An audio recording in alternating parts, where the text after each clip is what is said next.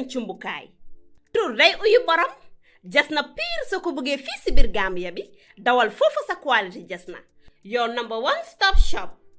Ana sama jigéen ñi dama bëgg ngeen jox ma seen nopp garme yi ndaxte quality jasna amal nañ leen ay til yu toj daala poos abaaya yu yiiw waaye it amal nañ leen ay boreda yu rafet boreda yoo xam ne pour góor ñi la ak pour jigéen ñi.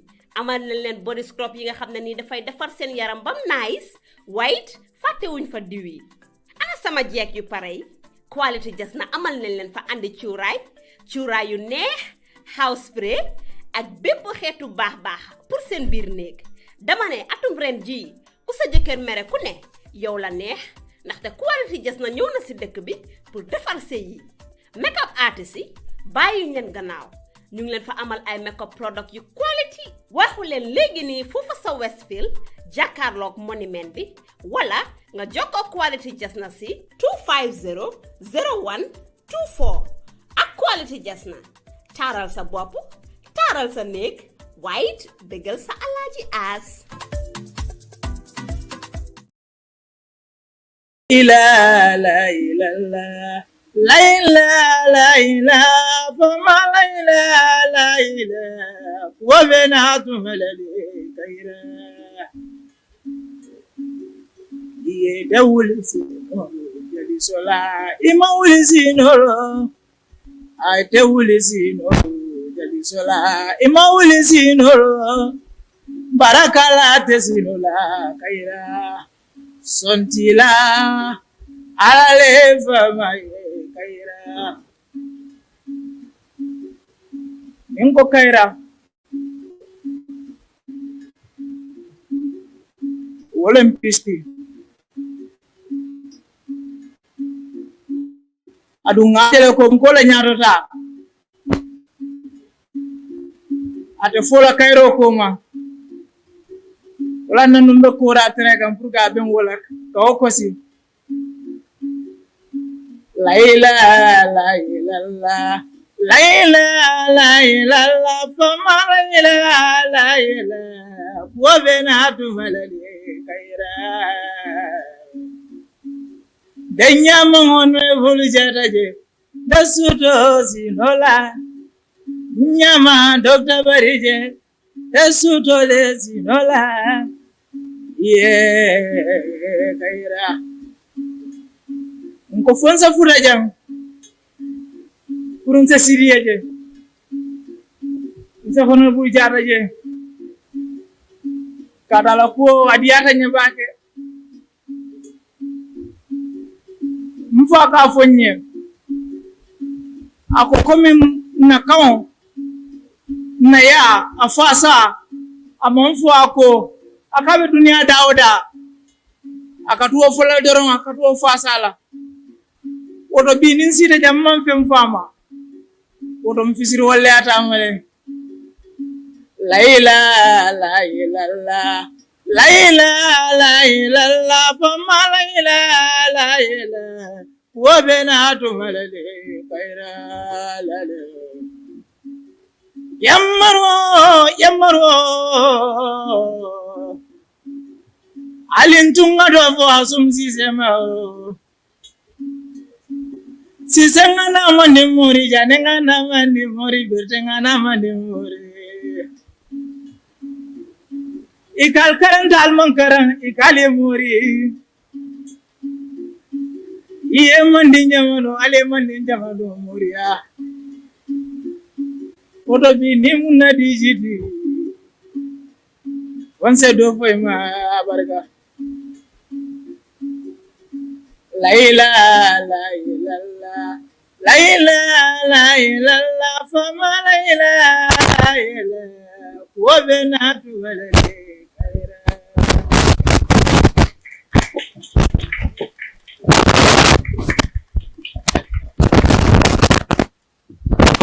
Thank you for coming. We invited many people in the dozens. So any of you who is present here, your presence is highly appreciated. Now, these are busy times. Even us sitting here, I mean, there are 6 or 7 other appointments that we had to forgo just to be here with you today. So we thank all of you for coming. Well, the colonial masters even believe, I think they believe in the fact that our languages can really be vehicles, for effective communication and other things. Then why can't we also, have like even a stronger faith, in our national languages than our colonial, our colonial oppressors. You see, so this is one aspect. And another aspect had to do with something in the 60s and 70s. There was something called the National Advisory Committee on Adult Education, something like that. NALC, NALC, National Literacy Advisory Committee.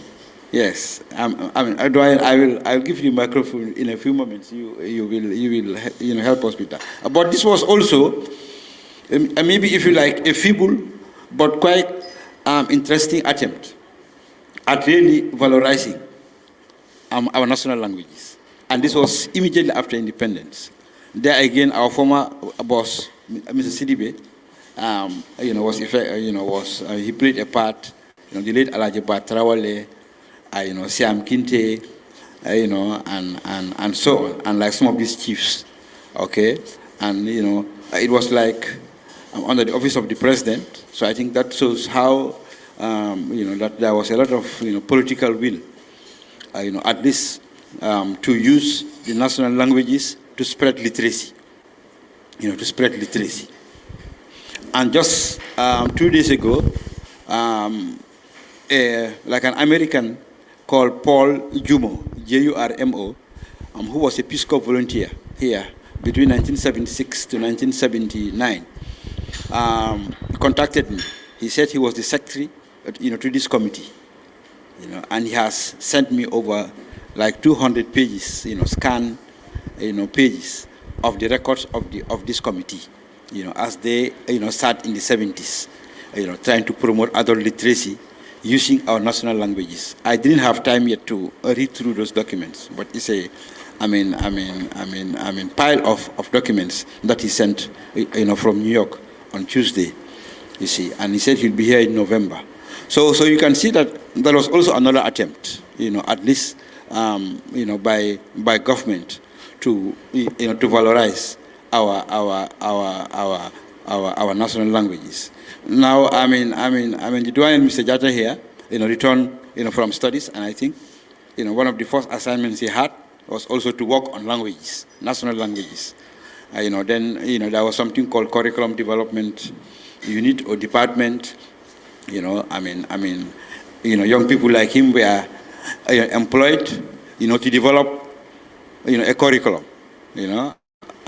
like not only to develop a curriculum, but also even, to look into the possibility of, promoting, our national languages in the school system, you see. So that was also in the late 70s, coming, to the early 1980s. As we go through this is going to help us, and maybe this will even also, this historical background will also motivate us that we really have to finish the job now, because it has been pending. It has been pending. That's what Dr. Damfar told me yesterday. He said, when we start making inroads, he'll be a very, very happy man, because he believes our country needs a policy like this. Yeah. Now, in February, we met at the, Sadaro Jawara Center. Okay, we were there. Our minister was there to kick off, this exercise. And there, and then by then cabinet has asked that the NCC becomes the focal point for national languages.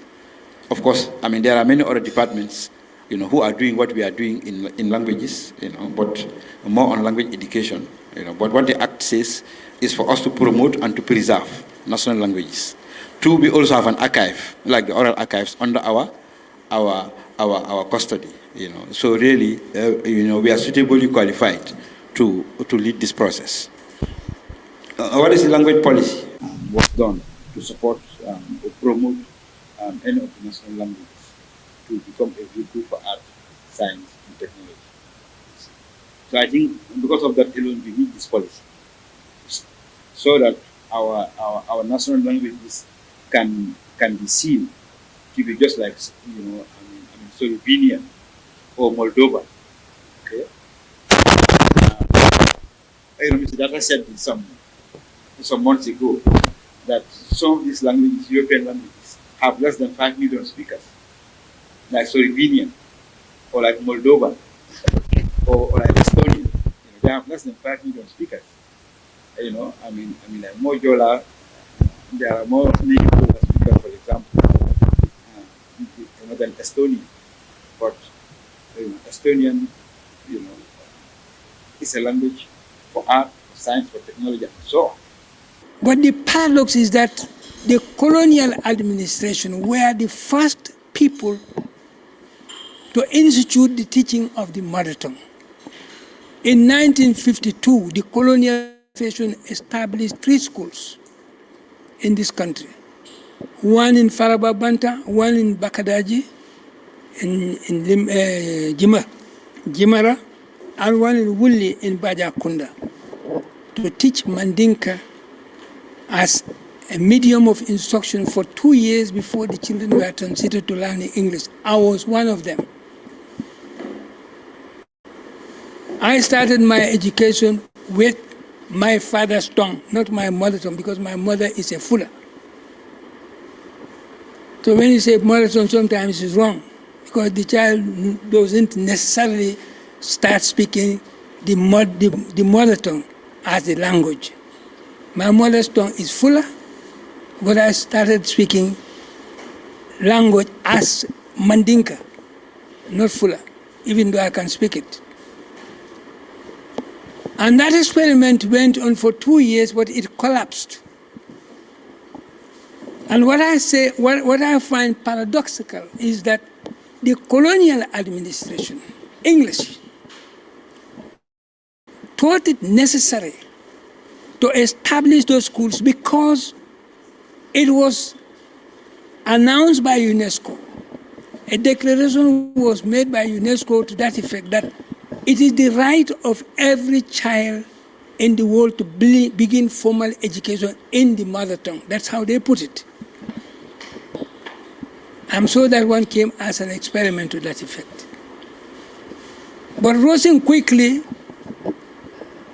the second time this language issue was taken up was in 1979, when I returned from France. But UNESCO established a center in the Gambia called Curriculum Development Center and included in it a unit for the Gambian languages. But because they did not have anybody qualified to deal with the issue, from 1975 up to 1978, when I came back September, that was the time we started working on the national languages. Again, here also, nobody posted me to the Curriculum Development Center.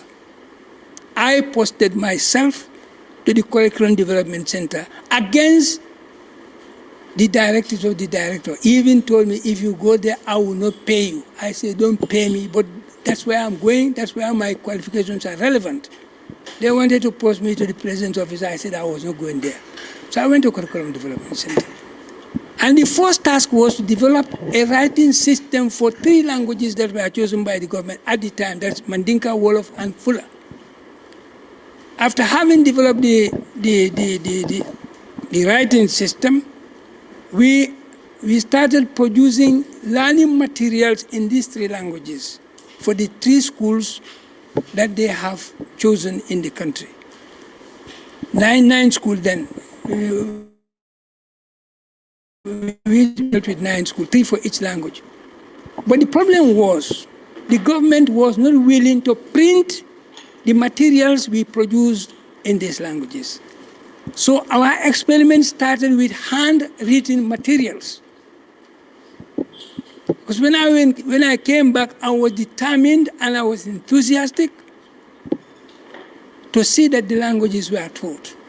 So we used our hands to produce materials. For 2 years, the experiment went. We had a class in Sukuta, a class in Bijulo, a class in Chamen, a class in Panchang, a class in Banjul, a class in another Chamen on the north bank there for Fula, and then Kayai for Mandinka, and then Sarangai for Fula again. But that experiment went very well for 2 years. For me, there was no need to conduct an experiment because it was already experimented in the world that if a child begins education in the mother tongue, he or she does better than any child who begins learning in a foreign language. That was already expected. The IFE project conducted by Professor Fafunua and his colleagues already had proven that. So we didn't need to experiment, but then to please them, we experimented, even though they never supported the experimentation. Because even we were not given vehicles to go and monitor our classes. From here to Kaya, you know, that's a very long distance. The Asian giants we're talking about liberated themselves.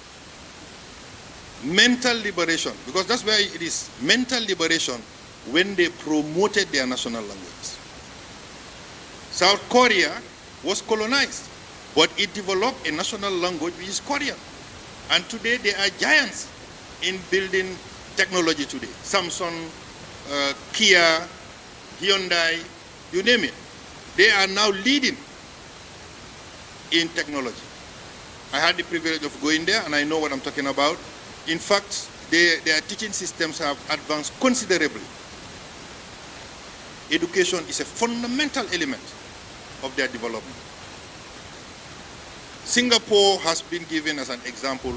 Today you go there, you speak their language as an official language. Malaysia, you speak their language. You go to Thailand, you speak their language. These countries are developing because the basis of development, the ingredient, the seed that grows development is the national language. We think it is quite important to have a national language policy for our country. We want to understand that a language policy has a significant impact on Gambian writers and their ability to express themselves in their native tongues. A national language policy for the Gambia can affect the accessibility of Gambian literature and the representation of diverse voices in the literary world. As such, I think it is crucial that we understand the role of Gambian writers in the development of our national language policy and the challenges we face as a literary community. Now, for Gambian writers, a language policy is particularly significant because it can impact their ability to express themselves and reach audiences. For example, if a particular language is not recognized as an official language, writers who use that language may face barriers to publication or distribution. Similarly, if a certain dialects or forms of a language are stigmatized, writers who use those forms may also be marginalized or excluded from the literary communities. In addition to promoting linguistic diversity, Gambian writers also help to ensure that our local policy is inclusive and equitable. Having a language policy, we think, is very profound, and it will have an impact on Gambian writers as it will shape the way we express ourselves and communicate with our audiences. Most Gambian writers believe that language policies that promote a particular dialect or language can limit the opportunities for writers who use other dialects or languages. This might be for the case of most of us or some of us who have published or written books in Wolof. For example, if Wolof was recognized by the African Union as the official language of the AU, it would be very easy to publish a book in Wolof, for example, within or across the sub-region. So we felt this was also another encounter that Gambian writers have to come across. Now, this can lead to lack of representation and diversity in literature. So the Writers Association of the Gambia has presented and flagged off the national language policy as well as the need for having a national reading framework to the public. So we think this national language policy is very important for Gambian writers and the people at large, but also through wider consultations under the guardianship and tutelage of Professor Chorno Omar Bari, our president. As we discussed at our own level, we thought it's also necessary to accompany the national language policy with a national reading framework to the public, having known the reading culture in the country, how poor it is, just as a way of complementing the language policy. Last year or year before last, when UNESCO declared the International Year of Indigenous Languages, I was Gambia's, Africa's representative to that committee. And one thing I learned, we went to Akalan, we did a lot of things. I don't need to elaborate. It is exactly what Dr. Sidia was saying. Those are the issues of concern that were raised. But one thing that touched me was when we went to Mexico, and then we started explaining everything about the local languages. And then one old man who is about 110 years came. He came up to me and said, "You coming from UNESCO?" I said, "Yes, I'm Africa's representative at UNESCO on this panel." He said, "Is there anything you people could do for me?" I said, "Like what?" He said, "In my language, I'm the only living person." He said he's the only living person. I have a picture with him and everything. And he said, "And I am finding it difficult to get anybody who would help me to transmit whatever knowledge and writings that we have." The biggest concern was because we were losing our languages, that the first project that UNESCO supported was to develop the proverbs in Fula, Mandinka, and you were the one who was there then. So there is a Pular, Mandinka, and we were able to have that as our first part of the project. We were to get a subsequent funding for the 3 other languages of the national. So the intention was to get, if you look at how that work was done, it was extraordinary.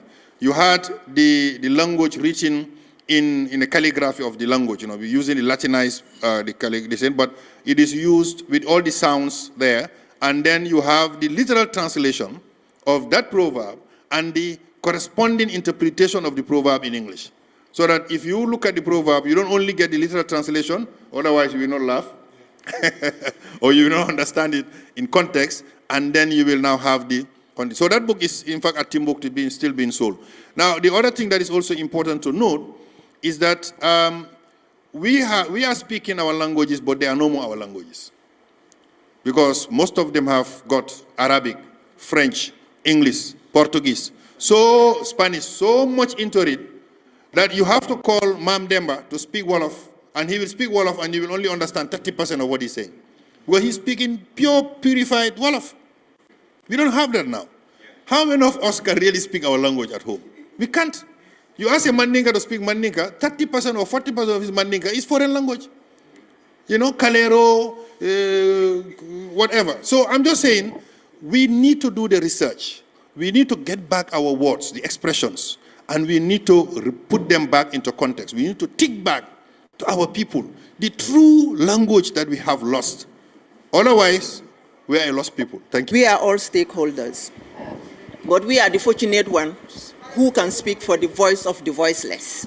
And let's make sure we take them into consideration. I would have loved to hear who and who are here. I recognize some people, not everybody, of course, but it's good that it's a very mixed group. That's my belief. I know some of you people, the young, the elders, and everybody else. We women also are here. But having said that, I think when we are constituting the committee, we have to take into consideration different stakeholder groups. And that's why the time frame is important, because consultation and research, like Dr. Charno keep mentioning, Charno Barry, I think is important. Most now in Gambia, all our culture, our art have been eroded. We've been influenced. And the young generation particularly, they don't know much about our culture.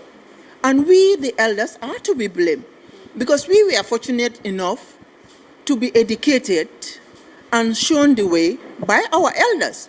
But we fail the young generation. And of course, there are other drivers, other forces like the social media and things like that.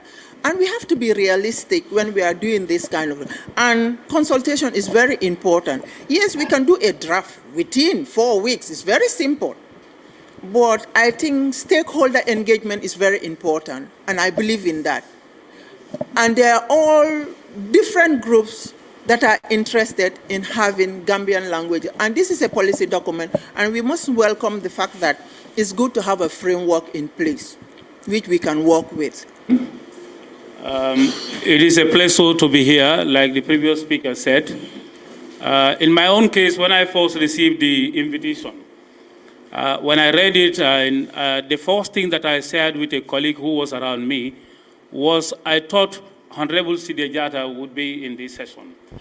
And the reason why I said, because I had been watching TV all this while, particularly in the past when he was in the National Assembly, and I knew very well, like many of my colleagues, that he had been talking about this issue for a very long time. It is not late, like we always said. It must start somewhere else. And there couldn't be any better time than now. A time that you realize the need for an event, a need for an activity, is the time to start working on it. The support is already there. All that is required is to do a wider sensitization. We need to cover a lot of people. People need to be involved across the country. We need to consult. There was an example that was cited by the representative from UNESCO, maybe present or in the past, of the example he cited. This cannot even be in the past. Even in the present days, most of the young ones like us find it very difficult to communicate in our own languages. There are certain things that when we want to express, we need to go back and consult. And for us, most of us as well, when we start English, speaking our own local language, give us 2 minutes, they are into English already. So it becomes a problem. And there is a need, I agree with the reason for preserving these local languages. And once a national policy is developed, it is my view that it will promote communication, there will be easy understanding, there will be clarity, and also there will be confidence. When people can speak their languages, you give them the confidence, the tool, the ability to express themselves freely. So I thank you, I thank the organizers, and I look forward to a very productive national policy. Thank you. Because ñun depuis biñ jéxalé school in 1988 ñu ngi ci languages yi. And I was first trained, ñima train moy the late MS Barrow dem na am xam-xam li gaay wax fi ni. Ñom Manu Williams dem nañ ak seen xam-xam. En ñom Batara Wale ndeysaan ay ngon kalen yo xamne dañ preserve suñ languages yi ni. So ñoñu tay suñ waxé rek ñoñu lañ fi nekkal. Waaye comme ni ngeen ko waxee ñooñu yëpp dem nañ tey dem nañ ak seen xam-xam maa ngi fàttale ko keroog bi ñu demee si dëji leet MS Barrow dafa am ku wax ne londoo fele laari a felaa naa la londoo bee taata wala be kéeri. I was trained in Mandinka by Batara Wale, in Wolof by Yodu Kool. Nga gis ne lu bari dafa xew si dëkk bi fii nii. Save the Children USA, there are a lot of literatures in this country. Ñun Save the Children USA ñoo ñu train, and we were trained to train women how to read and learn in their own languages. And these women become very, very productive. These women, after the training them on how to read and write in Mandinka, Wolof, and Fula, ñii dañ leen yóbbu to different countries, and they were trained on different skills. We trained them on local fence making, bakery, and everything was written in our languages. And especially in the English grammar, all of grammar. Our languages are very rich. The structures are very rich. If you look at the Wolof structure, it's just like that of the French structure. If you know the Wolof structure, you explain the present, the past, and the future in Wolof. That if you translate that into English and any other foreign language, you speak the language very well. We were also trained by PISCO on the structure of our languages. If you did not know the structure of your language, you can never translate another language. That is why, su ngeen gisee li nga ne billboard si nga gis ñu leen binda like sunu, we don't put nyukir. They say sunukir. And so many things, because the pronunciation, see, the for UTS, swing languages, we have our own orthography. We have our own orthographies. If we want to write in our languages, why can't we use our orthographies? Every language has its own orthography. And the sounding. And I was also privileged to be part of those people that piloted the national language.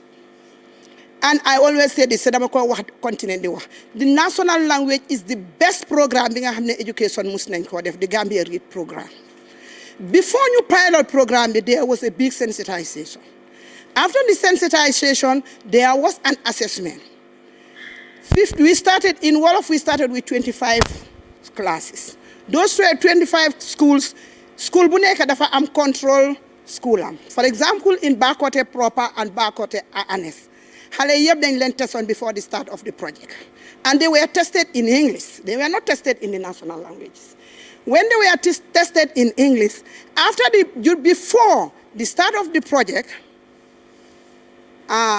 consultant bi dafa ñëw jógee Washington mu ñëw ñu test xale yi. The middle of the project, mu ñëwaati ñu tested these kids. At the end of the 100 days of language classes, they ñëwaati ñu test xale yi. Children that were in the national language can read 100 times better than children that are not in the national language. You were one of those people that piloted the project in all the languages, English, Wolof, Sarahule, and Fula. And now I believe that there is in Sarahule and even in Manjabo. And maybe the education team are seeing me. Dr. Omar, we have to go to the next level. Education, we should not only stop in grade 3. Because in grade 1, 2, 3, we teach these children the orthography, the letter sounding. After grade 3, we should move from grade 4, 5, and 6, teaching these children the structure of their languages. In Wolof, we have verbs, we have nouns, we have adjectives, and let me tell you something about Wolof. The Wolof adjective, word bu nekk dafa am own adjective am, word bu nekk dafa am own qualifier. For example, in English, and we have 8 indefinite articles in Wolof. In English, we have, I think, 1, and which is very general. 2, the indefinite, the A and the and N. Why so they mention Wolof, danga am B, which is the general one. Mburu mi, sukar si, garab ji, and all those things. That shows you how rich our languages are. They are very rich. The structures in Nyungfa. So lichi des rek mo ne nañ ko jàng. Si kaso yi mu am benn xale bu jigéen bu fa dem dañ ko tëj dañ ko daan ndax ñu ne dafa rey nit naka la reyee nit dafa jox jëkkër boo xam ne mag la si pëccoo bi dama ko bëgg a tënk pour mu gaaw ñu ne wax bi bari ci pëccoo bi mu wékk góor gi mu daanu ci kémek lal bi baax bi dal fa baax bi dama ñu daan ko tëj ko bi mu demee ci kaso bi di jooy ñi fa nekkoon dañ génn si di ko seetaan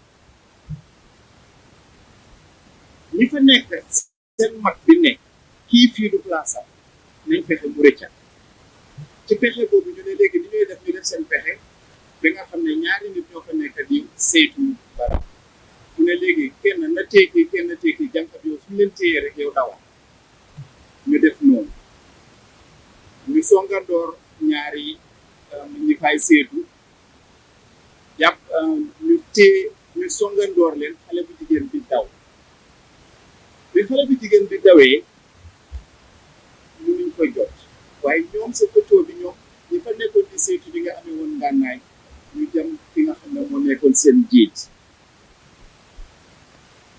si sukuraatam mu làmba biiram bi génne ko loxo bi di nàcc deret mu fees teg yooyu waaye bu toog ba mu yàgga su mooy waaj a dee gémmiñ bi parce que yëpp ngay génne deret waaye rongoñ yi tam commencé génn ci butam mu laal rongoñ bi xool ne lii rongoñ la mu tëj loxo yëg ne rongoñ la mu ree laaj ko lay rëy mu ne foogoon naa ne amatuma yëg-yëg waaye kii nga xam ne bi mooy jooy dañ doon seetaan rongoñam mooy ne daf ko am gis nga suñ mag ñii seen rongoñ moo jeex mënatul jooy ñun ñoo si des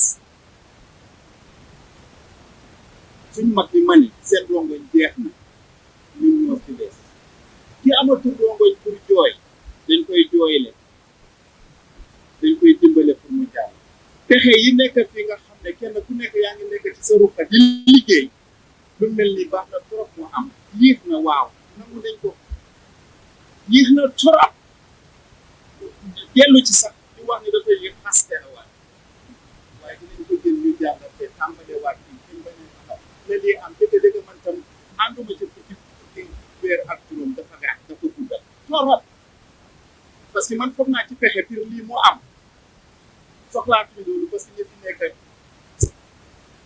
digga jaru ko man tam nangu naa ne si benn weer di war naa mun a am parce que gëstu bi yàggul te soo bàyyee xel kenn ku nekk mu ne soo demee ci English yeneen laaka yëpp kenn ku nekk am nga laaka nga ne am nga structure boo koy defee mooy pexe su ma jigéen mu ngi koy wax lu am solo la parce que loolu loolu ñun ñëpp noonu leen jàngi ci arabe français anglais yëpp benn bi فما ليلى ليلى وبنات ملالي كيرا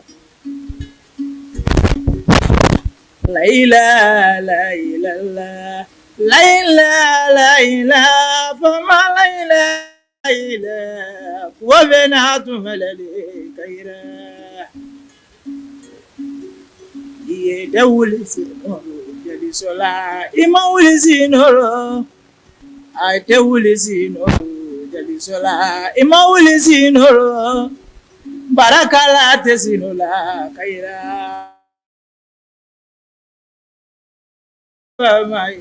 kaira ninko kaira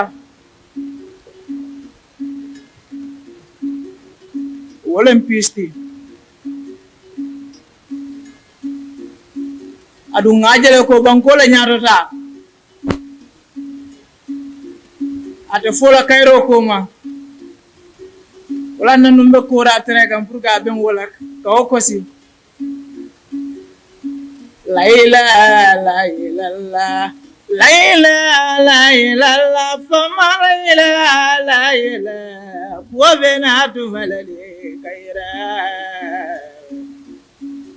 denya mongono vulu jataje dasuto sinola nyama dokta barije dasuto de sinola ye kaira nko fonsa furaja kurunsa siriyeje nsa fono bu jataje kadala ko adiyata nyabake mfaka fonye ako komi na kawo na ya afasa amonfu ako akabe dunia dauda akatuo fola doron akatuo fasala wodo binin sita jamman fem fama wodo mfisiri wale atamale laila laila laila laila la fama laila laila wa benatu malale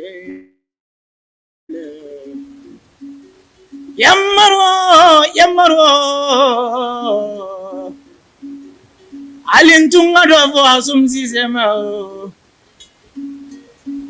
sisenga na mandi muri janenga na mandi muri bertenga na mandi muri ikal karan dal mankaran ikali muri iye mandi nyamano ale mandi jamano muriya oto bi ni munna dijiti wanse do foy ma barka laila laila laila laila fama laila laila wa benatu walale kaira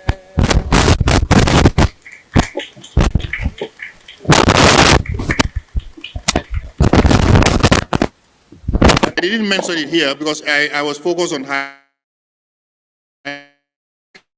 But if you look at basic and secondary education, one of the policies that was promoted, that is 2004 and 2015 policy, basic and secondary education policy. It was mentioned that they are going to use the, I think, 5 most prominent languages and pilot them in schools. They did. You know what was the results? All those children who were taught using the national language as the language of instruction from grade 1 to grade 3, they got their results surging higher than all those ones who were taught using English as their language of instruction from grade 1 to grade 3. That means when the results came, it showed that if you were to teach a child within a community of Mandinkas who can speak Mandinka, you teach the poor child the concept of mathematics in Mandinka. Killing, walaka ke fulati. Instead of 1 plus 1 is 2, the child will not have to struggle to understand first the language, then the concept. The first thing the child will have to struggle with is to understand the concept. And the concept is easy because it's in his language. So they all passed so well in English, in maths, in all the other subjects between grade 1 and grade 3, far better than the students who were being taught using English as their medium of instruction. So it's a demonstration that the test is good, and if we were to promote that, changes would happen. Culture. I was the cross-cultural and language coordinator at Peace Corps. But then, as you said, when we train them on the language. They are able to speak our languages and the cross-culture and our culture. And what happened is, after training them for 1 year, and then when they go back to the States, and their parents will call us to tell us that, what magic do you use on my child? Because this child was so irresponsible. Most of them, when they go after, they are so responsible. I'm sorry to say this. They have no respect for each other. But when they come here and stay with us, assimilate with us, and we train them on eating around the football, the water of eating around the football. Now the Tubabs are leaving Europe, Americas to come and learn our culture. Now we are training our children how to use a spoon and eat around the table, or from the table. So this is the problem that we have. The language also, it is very, very important. Because according to my experience with Peace Corps, is when you go to the market with a Peace Corps volunteer and they start speaking Wolof, hey, as soon as they start speaking the language, all the people will just take them as a member of their family members. They value them, they accept them. And also we have a big problem. I was even telling one of this lady, in Armitage now we have a problem. Our girls, our children did not know who they are. We need to train our children to know their values. If you know you are a Wolof, Mandomi Wolof, Jombale Nasuma Bopali, I am not going to do this because I'm also but what are we doing now? The so-called educationists. Now we train our children to be Tubabs. How are we going to revere and retain our language? Through memory. We need to know how the generations that we are following, how did they do it? How did they succeed in retaining and revering our language? People have spoken here that our language is, sorry to use the word, bastardized every day through even mass media, through our national televisions and numerous other forums. We see how I refuse to, when I'm invited at a village or any local forum, and the chairman tells me there is television, so you need to speak in English. Let them transcribe what I'm going to say in the local language, but I'll not speak because the audience are not English speakers. And yes, and I'll insist. Because if the Chinese are presenting, they'll meet them after the presentation and ask them, what did you say? Yeah, you can meet me also after my presentation and I'll tell you one-to-one. Record of development and also is a record of continuity. But I think you have brought something very poignant out here. Our people in the diaspora. We are losing our culture through them. I was recently in Germany and I visited my friend. The children want to communicate to their grandparents. The only thing she can say to them is to call them name. Ibrahima, Osman. Apart from that, they cannot communicate, only by wave of hand. This is really terrible. I reflected on this and I told my friend, you see what you are causing here? You want these kids to learn German. You want them to be taught in German in the school. But you are forgetting a great part of yourself, which is your national language. You are leaving it away. And these children are going to be estranged if they find themselves back home. They will not be comfortable if they come on holiday because they cannot communicate with other children, but they will not be able to communicate with their your parents. So please start talking to them in Mandinka. And I think you have made a point here when you said this. I know that the Sarahule sometimes, when their kids grow up to a certain level, they'll bring them back home here to come and learn the culture. And I think this is what we are supposed to do. Otherwise, they will become a lost generation.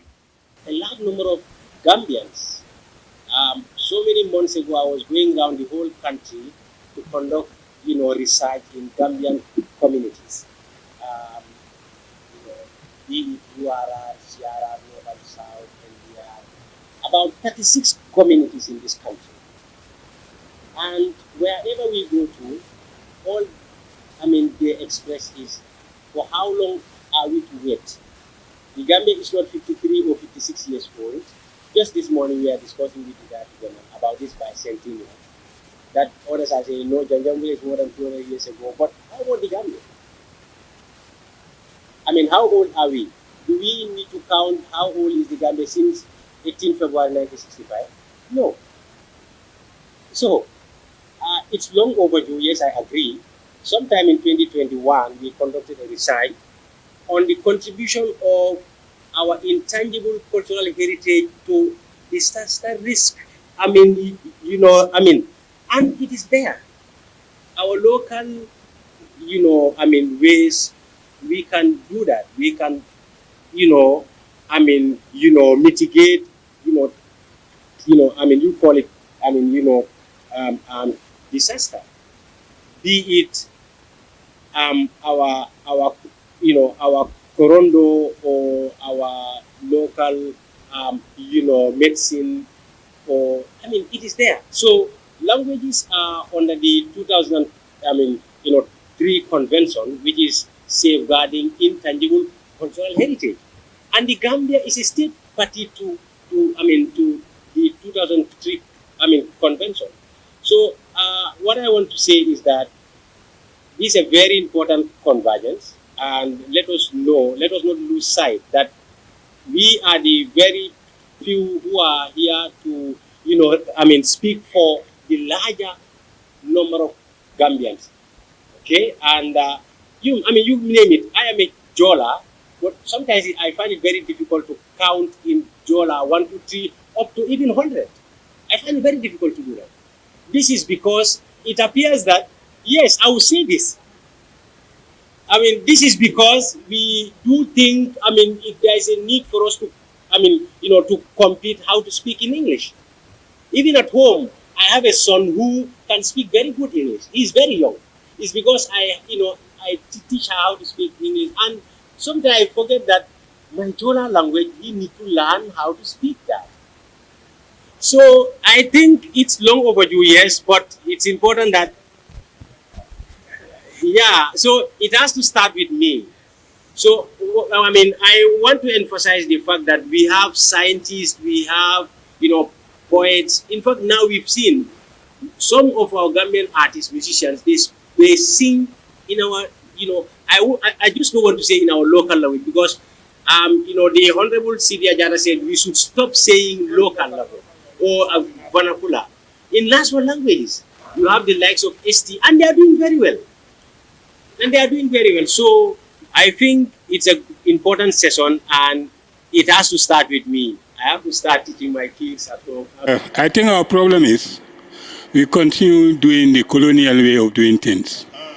The colonial way. They say that what is in a name? Everything is in a name. Name is used to distinguish and identify. You see, there was one Tibab lecturer in UTG. Ibrahima, that we spell E-B-R-I-M-A, he pronounced Ibrima, and he's correct. Ibrima, yes. Is that Ibrahima? If we are honest to ourselves, it's Ibrima. Yeah. If you go to all government documents, Foni is F-O-N-I, which is wrong. It's Foni. Yes. Farafenye is wrong. The way that we spell it. Yes. Yeah. Nyomi is N-I-U-M-I. Is that Nyomi? That's not Nyomi. But officially, even on all our documents, it's N-I-U-M-I. It's wrong. Those are colonial pronunciations, and we continue on using them. Huh? And I saw another Tibabu, S-O-W-E. He'll say, so-we. I will clap for him. I say, yes, so-we. So, what should it be so? Mm-hmm. So, yeah.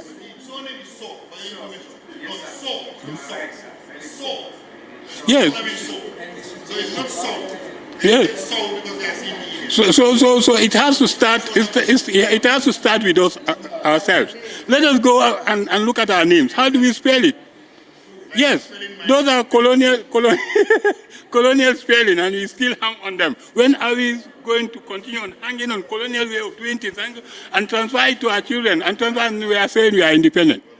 Is that correct? But you answered it in your earlier presentation when you were speaking, because you said colonialism suppressed us. I tell you that there are over 15 different writing systems in West Africa. In West Africa alone? Yes. 15 different over 15. I'll tell you the number. I'll tell you their names. Not today, but I'll give you some today. The date. But I know, the University of Sankore in Mali was founded in the 14th century. But it was precisely in 1327. And that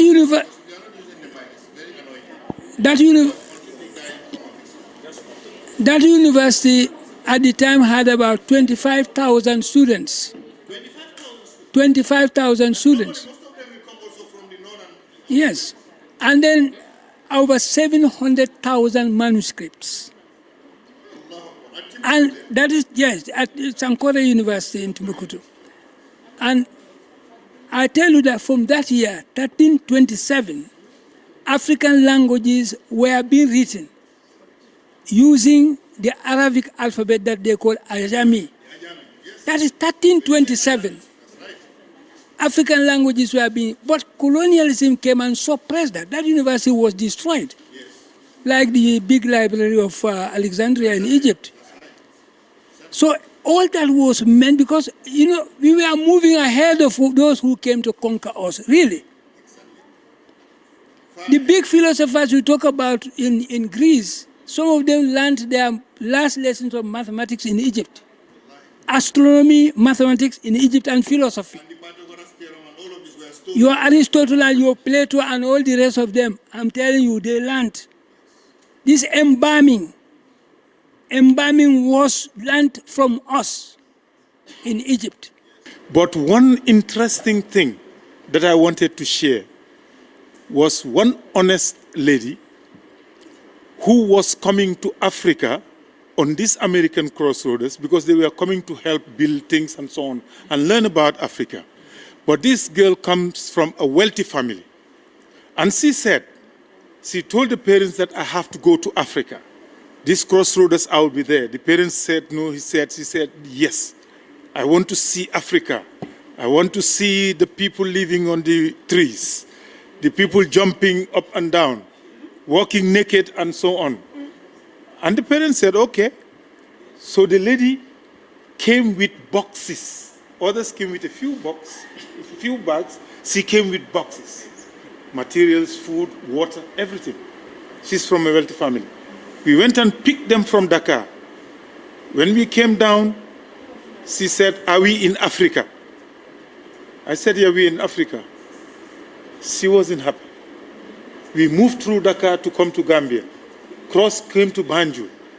And she said, "Are we in Africa?" I said, "Yeah, we're in Africa. Hildred, we're in Africa." Yeah. And then we went to the Independence Stadium to stay there for a day or two before we moved to Penyem. She wouldn't speak to anybody except me. "Are we going to the Africa I know, I learned about?" I said, "You are in Africa." And she said, "Okay." I said, "But we are going to the rural areas." And she started to smile. We were in the vehicle and we were going all the way down to Penyem, and we stood and we came down with our bags, took them to the house, which was well made for them to. She said, "Are we there?" I said, "Yes, we are there." I'm telling you a true story. And everybody was saying she's arrogant because she comes from a rich family. And the first day she was crying. The second day she wouldn't do anything, she was crying. And then the leader said, "But what do you want?" She said, "I just don't know. I can't speak to anybody." So I called her and I started to chat with her.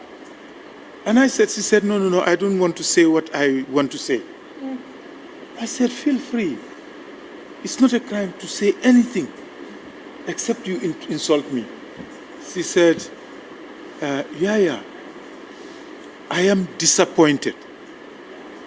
I am totally disappointed. I said, "What?" Just to make it short. And she said, "In school, I have seen Africans that I have treated very badly. And I was told that the Africans, they live on trees and in caves. And we need to see, I came here purposely to see them. And they are not well dressed. Just like this Tarzan. And she was ready for that. I brought all these things to help them." And I said, "And we are in the bush." In the 80s, Penyem. I said, "We were in the bush because we used to walk." And she said, "But," I said, "But tomorrow morning, I will take you inside the bush, around the other end, so that you can see the monkeys on the trees." So we went, and she saw monkeys on the trees, and she had a box of cartridges for pictures. And then he sat down and said, "I'm sorry, team, but I think it's enough. I need to fly back." And he said what? He said, "I have to be honest. The teachers and the people that spoke to me, they lied about Africa. And I'm going back to tell them that they are liars. I have taken all the pictures. They said people walk naked, they climb on trees, they jump from tree to tree. Wallahi, this was what she told us." That's how they see us. And that was how it ended. She ended up calling for a quick return. And she returned. She was disappointed. And when she went, she wrote a big note and sent it to us. And said she's not talking to her parents or to the teachers in the school, and because they were lying. And she's going to display all those pictures. So these are some of the notions. The innocent ones will say it, but the elders will not say it. They will just keep quiet. So this is a misrepresentation of Africa. And if none of those people ever come to Africa, had not come to Africa, they wouldn't as well see it. First of all, we know that Africa is the second most populous continent in the world. We have more than 1 billion people already. And I said continent, the second. The first certainly is Asia. As you know, China alone and India alone, the two of them already have the population of the world. And it is the home of the highest linguistic diversity in the world. We have over 1,500 different national languages. And then we all know, because of colonization, we are all speaking either Arabic or French or English. These are the three principal ones. It doesn't mean that they're exclusively the only three. We know that there is Portuguese and there is Spanish. Portuguese to a large majority, in some of the countries. And we know that the African languages form part of 4 language groups, as per the linguistic Joseph Greenberg has said. He gave these 4 linguistic groupings in this way. He said there's the Afro-Asiatic. These are the Northern African who speak mostly Arab. There are about 350 million people. And they are in the Middle East, North Africa, and the Horn of Africa, and the Sahel region. And we have the Nilo-Saharian. This covers the Central and Eastern Africa. About 50 million people speak the language. And this is the parts of Chari and the Nile rivers. And we have the Niger-Congo, where we belong, Central, Southern, and Eastern, and Western too. It is actually considered to be the largest language family in the world.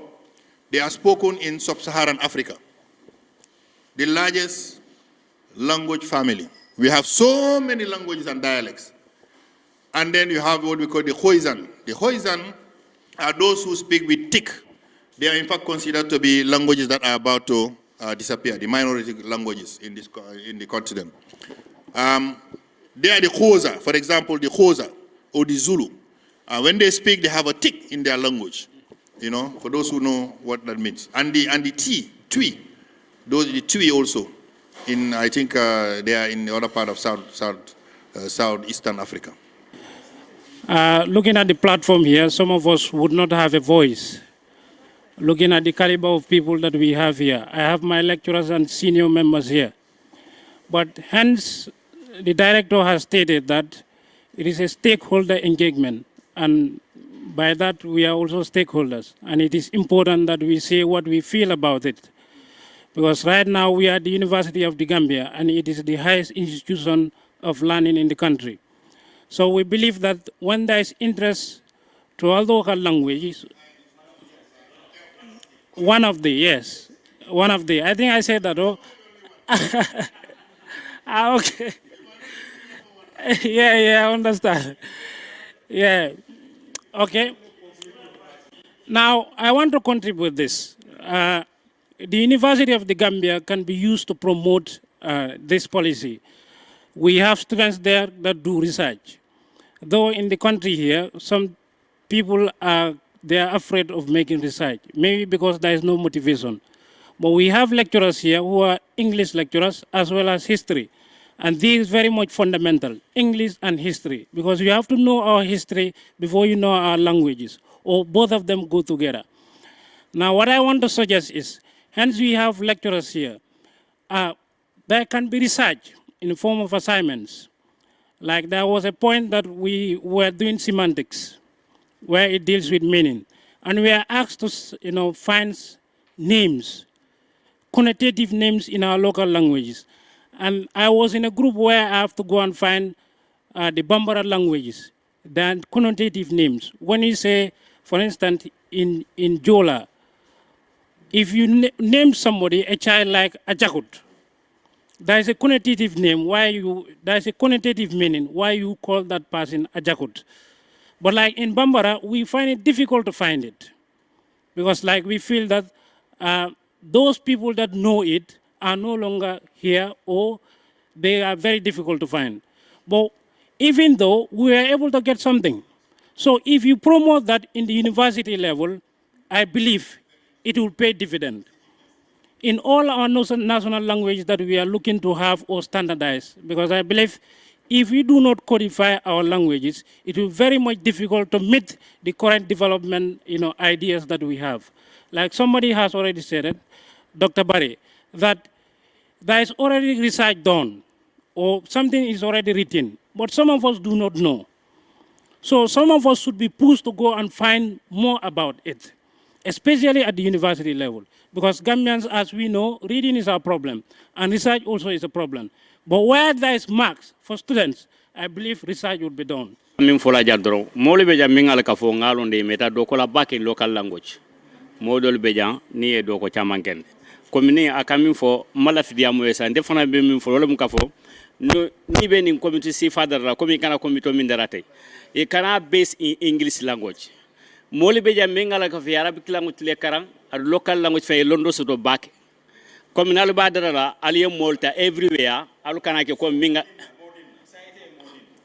ndefango ndem expert la comme lafta fula yaro ngala soko al kara ko dammat pas isaka touré parce que mole be ya siria fele kam info mole be ya mingala fi vin kebal e ka ela local language safina arabic language ado londo fana mole yo sodo ninga be ka funyona isaje ay sembe sodo baraka ba commend the NCAC for the foresight and then the opportunity to actually stage this all-important forum.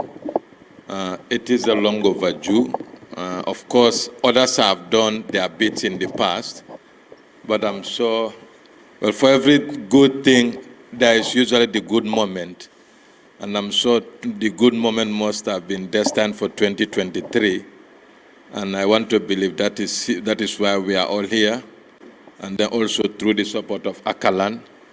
The good thing is at least we have a brother and uncle, a Gambian for that matter. So we hope that whatever external intervention that we may require, they would also be of help. And then I equally want to thank everybody for coming, at least for taking your time out of your busy schedules. And UNESCO too, you've been very helpful. And then we will continue to knock on your doors. And the Lamin and Tim and the rest of them. First of all, I'll say Njokyonjal. Njokanjal in Serer means thank you.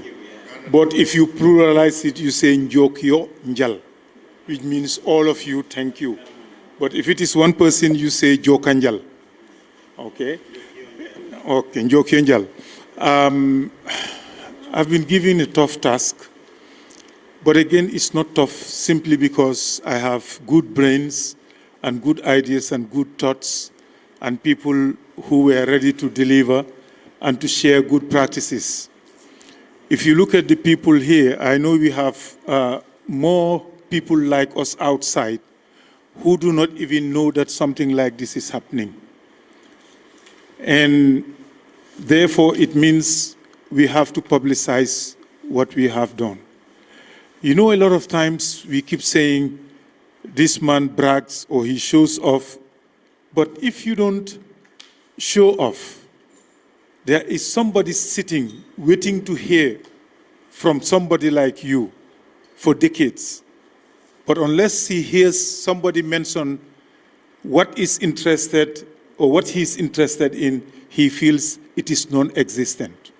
How many times have we had people in symposiums, in meetings, over the radio, or when they write on the newspaper, on media, to say that I was the first to discover this. Many a times people will say, I was the first Gambian to discover this. And little would that person know that there is somebody sitting down who discovered it even before he or she was born. So the issue of showing off, if it is academic or based on achievements, everybody has a right to show off. You're not showing off because you want people to say that you are a big person. You're showing off to help the person that is shy, a coy person sitting around there who wants to know but fears asking. Because if I say I have a PhD and I'm asking, I want to know a small thing that people would think if I have PhD, I know everything. I may feel ashamed asking because somebody would say, hi. That's our attitude. PhD,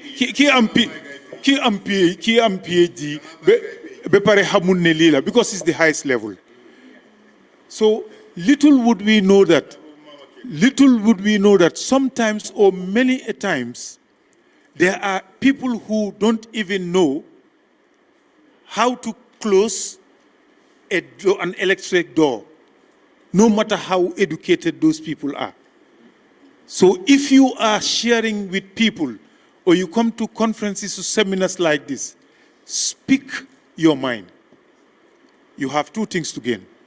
Number one, to be corrected if you are wrong, which saves you for the future, so that wherever you speak again, you will be confident. The second thing is, for somebody who has been sitting for a long time, wanting to know but do not know, so you help that person to know.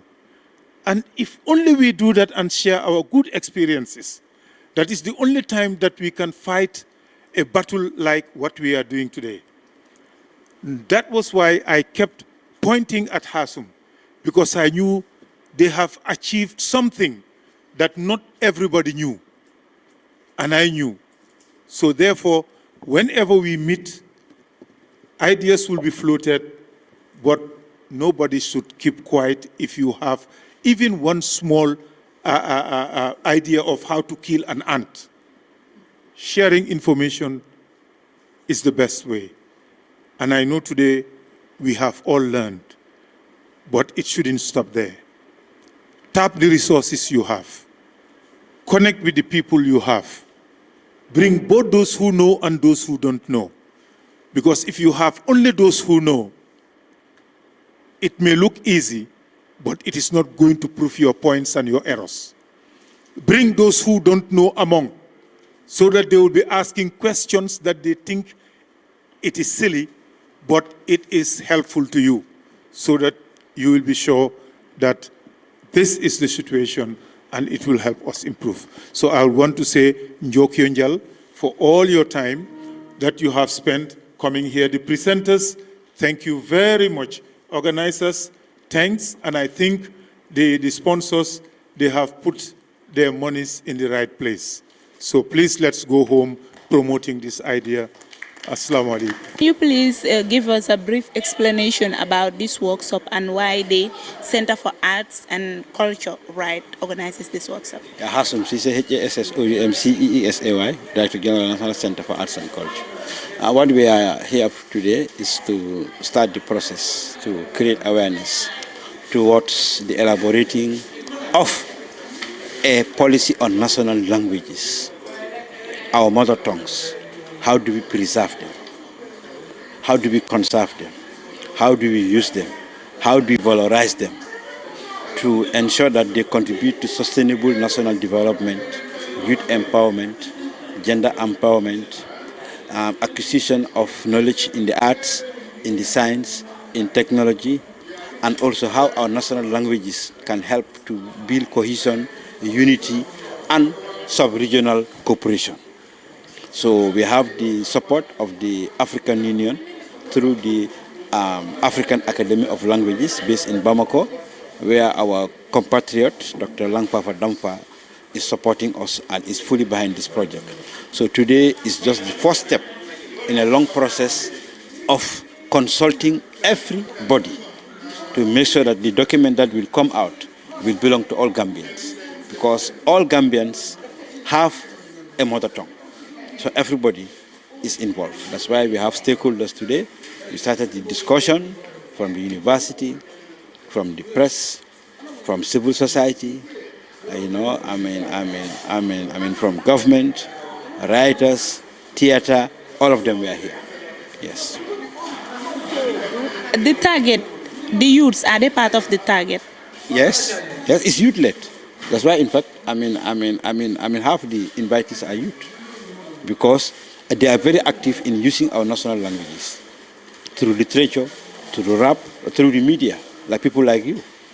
So youth have a fundamental role to play in this, process of elaborating a national policy, and they will accompany us from the start to the end. And really, the minister is fully behind us. The entire government is behind us in this, and we want to thank Akalan through the director, Mr. Damfa. He is an intellectual, and he is always at our side, coaxing us to go deeper and deeper into this, so that the Gambia will have a policy on national languages. Thank you.